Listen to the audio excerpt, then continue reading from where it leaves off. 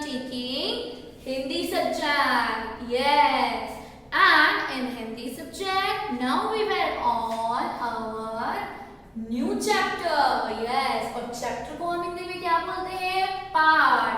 हाँ. तो हम आ गए अब हमारे पाठ 5 पर. Yes. तो पाठ 5 का नाम क्या है? गटरू गधा. Yes. गटरू गधा. आपको यहाँ पे इस पूरे में आपको 2 शब्द दिखाई दे रहे हैं, राइट? गटरू और गधा. इस पूरे टाइटल को हम 2 पार्ट में डिवाइड करेंगे तो क्या होगा? गटरू और गधा.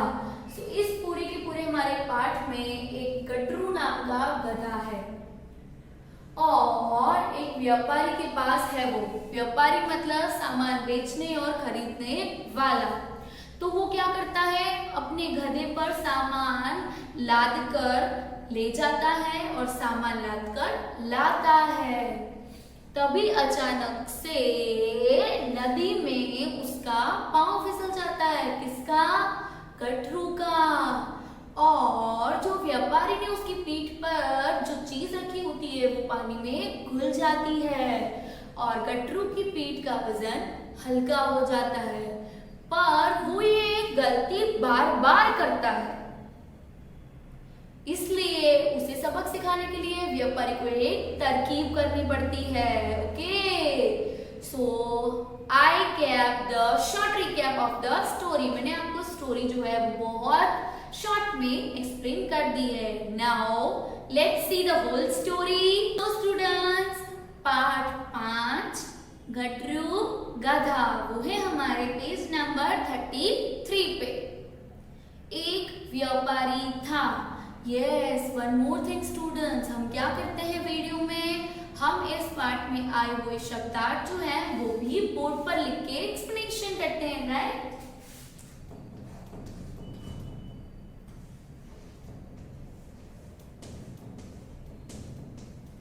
शब्द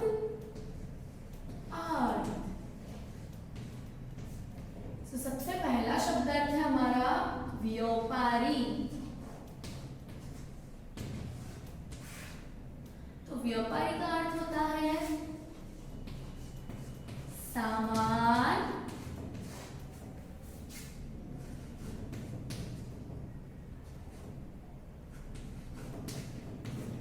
बेचने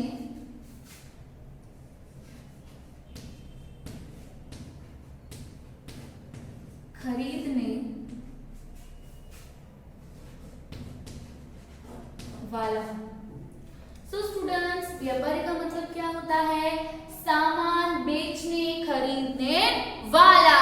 तो इस स्टोरी में क्या है? सबसे पहले एक व्यापारी था. वह एक जगह से सामान खरीदता और दूसरी जगह बेच देता था.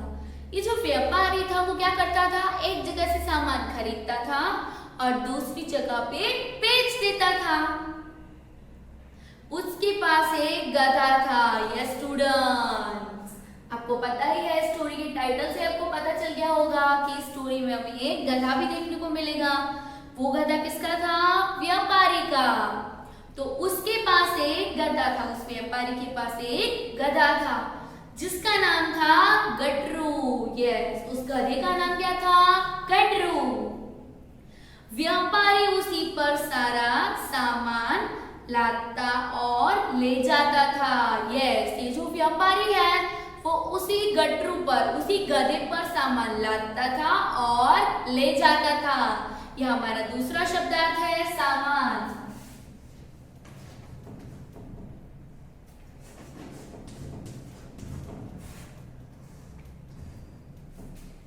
सामान का अर्थ होता है चीजें. सामान का अर्थ होता है चीजें. तो व्यापारी उसी गधे पर सारा सामान यानी सारी की सारी चीजें लाता था और लेकर जाता था. एक दिन व्यापारी ने सुना कि बाजार में नमक बहुत कम दाम में बिक रहा है. तो एक दिन व्यापारी ने क्या किया? व्यापारी ने सुना कि जो बाजार है, उनके वहां पे बाजार होगा, एक मार्केट होगा, वहां पर जो है नमक यानी कि सॉल्ट बहुत कम दाम में बिक रहा है. उसने बहुत सा नमक खरीदा। उसने क्या किया, ये बात सुनकर वो बाजार गया और उसने बहुत सारा नमक खरीद लिया और गटरू की पीठ पर लाद दिया और उस नमक को गटरू की पीठ पर लाद दिया। अब गटरू बोल रहा है, आज मालिक ने यह क्या खरीदा है। उसने बोला, आज मालिक ने ये क्या खरीदा है, यह तो इतना भारी है कि मैं उठा भी नहीं सकता। ये जो मेरी पीठ पर लादा है वो इतना भारी है कि मैं उसे उठा भी नहीं सकता। उसकी पीठ पर जो नमक लादा हुआ था वो बहुत ज्यादा भारी लग रहा था, बहुत ज्यादा वजन वाला लग रहा था। Let's move to next, our next page, page number 34। गटरू रास्ते में सोचता जा रहा था। गटरू जो है वो रास्ते में सोचता सोचता जा रहा था। गटरू किसी तरह पैर घसीटता हुआ अपने मालिक के साथ धीरे धीरे बढ़ने लगा। उसकी पीठ पर बोझ ज्यादा था, इसलिए वो अपने मालिक के साथ धीरे धीरे चलने लगा। कुछ दूरी पर एक नदी थी। यस, कुछ दूरी पर एक नदी थी। स्टूडेंट्स, नदी मीन्स रिवर। यस, वे उसे पार करने लगा कि अचानक गटरू फिसलकर पानी में गिर गया। वो जो नदी थी उसे पार करने लगे तो अचानक गटरू फिसलकर पानी में गिर गया। सो यस, यहाँ हमारा तीसरा शब्दार्थ है अचानक।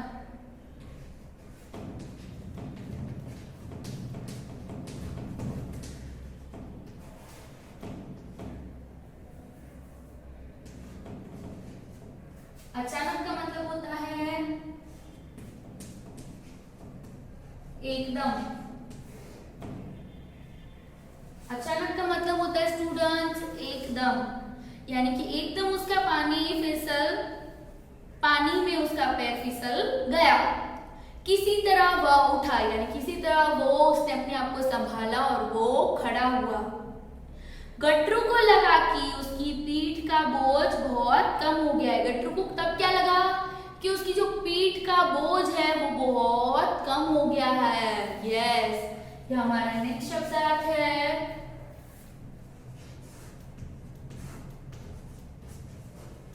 बोझ। तो बोझ का मतलब होता है भार। गटरू को ऐसा लगा कि उसकी जो पीठ पे भार था, जो वजन था, जो बोझ था वो कम हो गया है। वह बहुत खुश हुआ। ये सोच के वो बहुत खुश हुआ।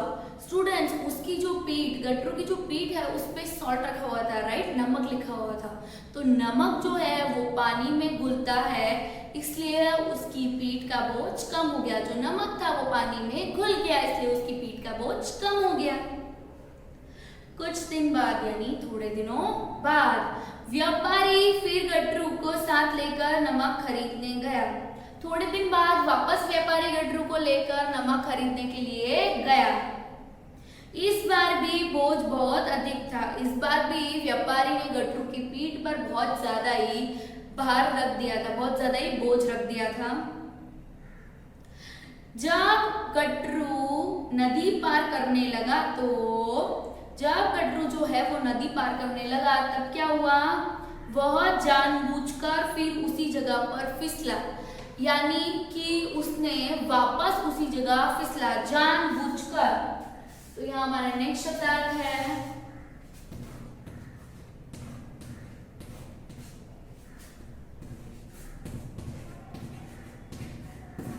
जानबूझकर। तो अपनी मर्जी से। ये स्टूडेंट्स, सो जो गधा है वो अब अपनी मर्जी से गिरा, यानी अब जानबूझकर गिरा उसी जगह पर। नमक नदी के पानी में घुल गया। नमक जो है वो नदी के पानी में घुल गया और उसकी पीठ का भार कम हो गया, और अब उसकी पीठ का भार बहुत कम हो गया।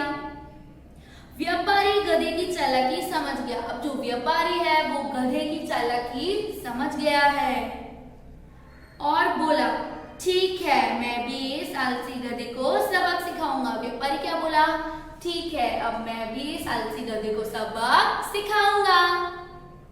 इसने मेरा बहुत नुकसान किया है, इसने मेरा बहुत ज्यादा ही नुकसान किया है, यानी उसने उसका बहुत ज्यादा ही लॉस करवा दिया था। Now students move to next page, page number 35। अगली बार व्यापारी ने कुछ रुई खरीदी। अब जब अगली बार यानी एक और बार व्यापारी उस गधे को लेकर बाजार में जाता है, तब व्यापारी ने जो है रुई खरीदी है और गधे की पीठ पर लाद दी। और उसने क्या किया, रुई खरीद के गधे की पीठ पर लाद दिया। गटरू ने सोचा, तब गटरू ने क्या सोचा कि इस बार तो भार बहुत कम है, इस बार तो मेरी पीठ पे जो भार रखा है, जो बोझ रखा है वो तो बहुत ज्यादा ही कम है, पानी में घुलकर तो ये और भी कम हो जाएगा। अब जब ये पानी में घुलेगा तो वो और भी कम हो जाएगा। लेकिन गधे को पता नहीं था कि उसकी पीठ पर रुई है। गटरू मन ही मन खुश हुआ। ये सब देखकर गटरू जो है वो मन ही मन खुश हो गया। वह नदी के पास पहुंचकर जानबूझकर पानी में गिरा। अब वो जो है वो नदी के पास पहुंचा और जानबूझकर गिर गया। धीरे धीरे रुई में पानी भरने लगा और वह अधिक भारी हो गई। सो धीरे धीरे जो है वो रुई में पानी भरने लग गया और उसकी जो पीठ का भार था वो बढ़ गया, क्योंकि रुई भारी हो जाती है पानी में जाने के बाद। अब गटरू ने सोचा, अब गटरू ने क्या सोचा, ओहो यह क्या हुआ, ओहो ये क्या हुआ, मैं तो बोझ से झुका जा रहा हूँ, मैं तो बोझ से झुका जा रहा हूँ, क्योंकि रुई में पानी भरने से रुई अधिक भारी हो जाती है। गटरू रास्ते में ही बहुत थक गया। गटरू जो है वो रास्ते में ही बहुत ज्यादा थक गया। किसी तरह धीरे धीरे चलता हुआ वह घर पहुंचा। किसी तरह अब धीरे धीरे चलता हुआ वह घर पहुंचा।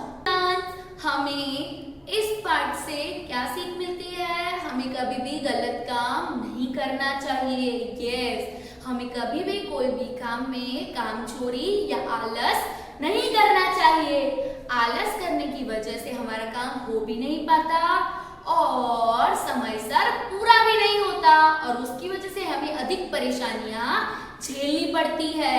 इसलिए हमें समयसर काम करना चाहिए और आलस नहीं करना चाहिए। Yes students, I hope you have cleared the concept of Gatru Gadha.